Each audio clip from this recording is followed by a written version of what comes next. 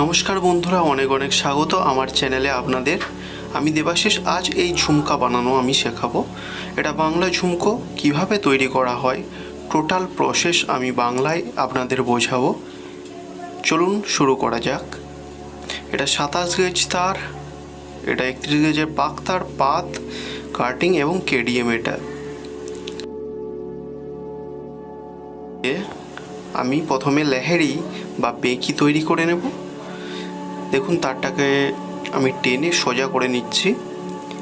এটা বাংলা কাতুরি দিয়ে আমি বেশি কাজ করে থাকি। আপনারা চাইলে স্প্রিং কাতুরিও ব্যবহার করতে পারেন। এটা খোঁজ স্কেল, এতে সব মাপ করে কাটা হয়। নির্দিষ্ট একটা যে কোনো মাপ থাকে, সেই মাপ করেই কাটা হয় এটা। দেখুন আমি কিছু লেহেরির জন্য যে বঙ্গ বা বেঁকি যেটাকে বলা হয়, ওটা তৈরি করে নিচ্ছি। কিভাবে তৈরি করতে হয় দেখে নিন। আমার একটা হিন্দি চ্যানেল আছে, যাতে প্রায় 40,000-এর ওপর সাবস্ক্রাইবার এখন আমার। গোল্ড টিপস, তাতেও আপনি যে ভিডিও দেখতে পারেন, সেটা সম্পূর্ণ হিন্দিতে আমি তৈরি করি। আর এটা আমার বাংলা চ্যানেল। এখানে আপনি বাংলা ভাষায় সব কিছু দেখতে পাবেন এবং শিখতে পারবেন।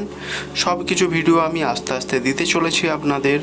কেডিএম কিভাবে বানাতে হয়, সোনা কিভাবে কী হিসাব করে গালাতে হয়, সব কিছুর ভিডিও আমি আপনাদেরকে দিয়ে দেব।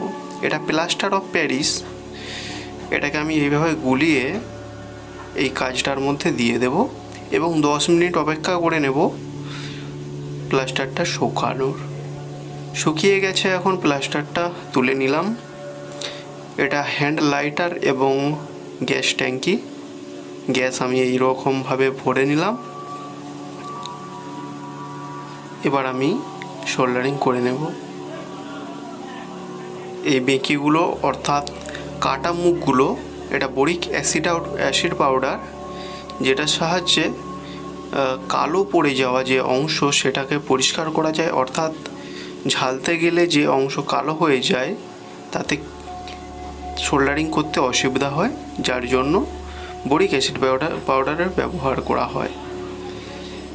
এটা রিং স্টিলের সাহায্যে দেখো এই রকমভাবে আমি সবগুলোকে গোল করে নিচ্ছি। গোল করে নিয়ে দেখতে পাচ্ছ, গোল করে নিয়েছি সম্পূর্ণ, এবং মুখগুলোকে আমি জুড়ে নেব ছোট্ট ছোট কেডিএমের সাহায্যে। দেখে নাও সব মুখগুলো